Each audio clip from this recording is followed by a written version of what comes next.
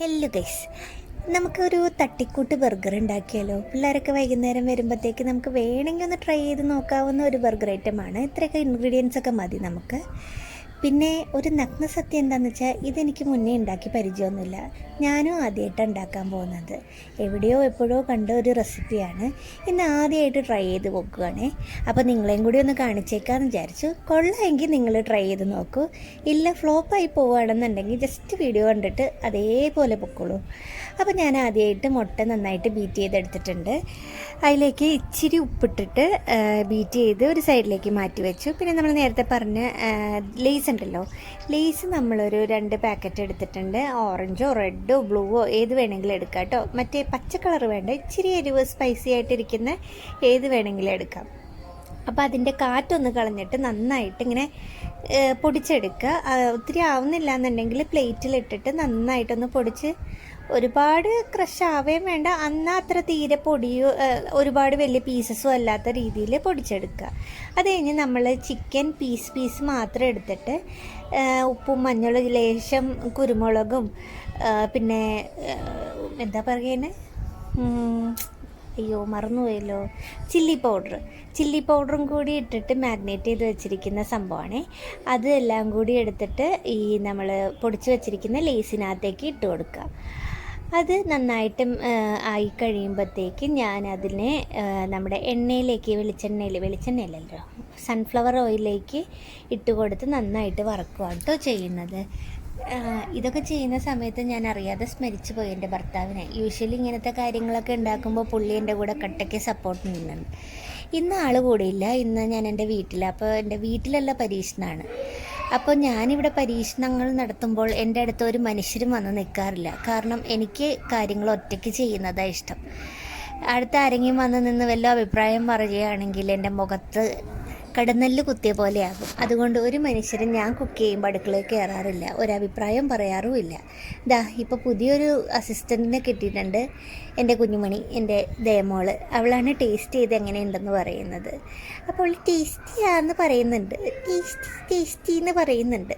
അപ്പോൾ ബാക്കിയുള്ളത് ഒരു സെറ്റ് ഞാൻ കോരി എടുത്തായിരുന്നു, അടുത്ത സെറ്റ് ഞാൻ വറുക്കാനിട്ടിട്ടുണ്ടായിരുന്നു. പിന്നെ നമ്മളൊരു ചെറിയ പാത്രത്തിലേക്ക് കുറച്ച് കെച്ചപ്പും അതേപോലെ നമ്മുടെ മയണൈസും കൂടി എടുത്തിട്ട് നന്നായിട്ട് മിക്സ് ചെയ്യുക. നിങ്ങൾക്ക് വേണമെന്നുണ്ടെങ്കിൽ ക്യാരറ്റ് ഗ്രേറ്റ് ചെയ്തിട്ട് ഇടാം. അതിനകത്തേക്ക് വേണമെന്നുണ്ടെങ്കിൽ ക്യാപ്സിക്കം കുഞ്ഞായിട്ട് അരിഞ്ഞൊക്കെ ഇടുന്നതിന് കുഴപ്പമൊന്നുമില്ല. എനിക്ക് ക്യാരറ്റൊക്കെ അരിയാൻ ഭയങ്കര മടിയായതുകൊണ്ട് ഞാനൊരു എളുപ്പപ്പണി കാണിച്ചു. ഇന്ന് ഉച്ചയ്ക്ക് നമുക്ക് ക്യാരറ്റ് തോരൻ ഉണ്ടായിരുന്നു. അത് അത്രയും ഉണ്ടായിരുന്നുള്ളൂ കേട്ടോ മിച്ചം. അപ്പോൾ ഞാനത് എടുത്ത് ഇതിനകത്തേക്കിട്ട് എല്ലാം കൂടി മിക്സ് ചെയ്തു. ടേസ്റ്റിന് വ്യത്യാസമൊന്നുമില്ല, നല്ല ടേസ്റ്റ് തന്നെയായിരുന്നു. ഞാൻ വിചാരിച്ചു കൊള്ളാവുമെന്ന്, പക്ഷേ ഇല്ലായിരുന്നു കേട്ടോ, നല്ല ടേസ്റ്റ് ഉണ്ടായിരുന്നു.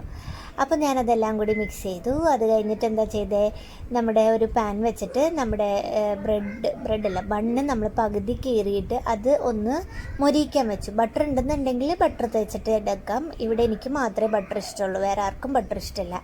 അതുകൊണ്ട് ഇവിടെ ബട്ടറും അങ്ങനെ മേടിക്കലില്ല. അപ്പോൾ ഞാൻ ബട്ടർ തേക്കാതെ ഇച്ചിരി നെയ്യ് തൂവിയിട്ടായിരുന്നു ഇതുണ്ടാക്കിയിരുന്നത്. അങ്ങനെ അത് മറിച്ചിട്ട് ഇച്ചിരി മൊരിഞ്ഞിട്ടായിരുന്നു നമുക്കെല്ലാവർക്കും ഇഷ്ടം. ഇച്ചിരി ക്രിസ്പി ആയിട്ടിരിക്കണം, അതുകൊണ്ടാണ് അങ്ങനെ മൊരിയിച്ചെടുത്തത്, അല്ലാതെ കരിഞ്ഞു പോയതല്ല കേട്ടോ. എന്നിട്ട് ഞാൻ അതിനകത്തേക്ക് കുറച്ചും കൂടി മയണൈസും നമ്മൾ നേരത്തെ ഉണ്ടാക്കി വെച്ചില്ലേ ആ സംഭവങ്ങളൊക്കെ നന്നായിട്ട് സ്പ്രെഡ് ചെയ്ത് കൊടുക്കുന്നുണ്ട്. അത് കഴിഞ്ഞ് നമ്മൾ വറുത്ത് വെച്ച ചിക്കൻ ഇതിലേക്ക് ഒന്ന് നടുവേ പ്രസ് ചെയ്ത്, കാരണം കുഞ്ഞു മക്കൾക്ക് കഴിക്കാനുള്ളതല്ലേ, അപ്പോൾ അങ്ങനെ കട്ടിക്കിരിക്കേണ്ടെന്ന് വിചാരിച്ചിട്ട് ഞാൻ അതിൻ്റെ നടുക്കത്തെ ഇങ്ങനെ ഒന്ന് പ്രസ് ചെയ്തിട്ട് അതിൻ്റെ മുകളിലേക്ക് വെക്കുന്നുണ്ട്. അത് കഴിഞ്ഞ് 2 ബണ്ണും കൂട്ടി വെച്ചിട്ട് അത് ഇങ്ങനെ പ്രസ് ചെയ്ത് കൊടുക്കണുണ്ട്. നടുവേ ഒരു കത്തി കൊണ്ട് പ്രസ് ചെയ്ത്, അത് നമുക്ക് വേണമെന്നുണ്ടെങ്കിൽ തവി കൊണ്ട് പ്രസ് ചെയ്യാം. കയ്യിൽ കിട്ടിയത് കത്തി ആയതുകൊണ്ട് കത്തി കൊണ്ട് പ്രസ് ചെയ്ത് കൊടുത്തു. 2 സൈഡും മറിച്ചിട്ട് പ്രസ് ചെയ്തതിന് ശേഷം നമുക്ക് പ്ലേറ്റിലേക്ക് വെക്കാം. പിള്ളേർക്ക് കഴിക്കേണ്ടതുകൊണ്ട് നമുക്ക് നടുവേ ഒന്ന് കട്ട് ചെയ്ത് വെക്കുകയാണെന്നുണ്ടെങ്കിൽ കുറച്ചും കൂടി നല്ലതായിരിക്കും. അപ്പം നമ്മുടെ ടേസ്റ്റി ബർഗർ നമുക്ക് റെഡി ആയിട്ടുണ്ട്.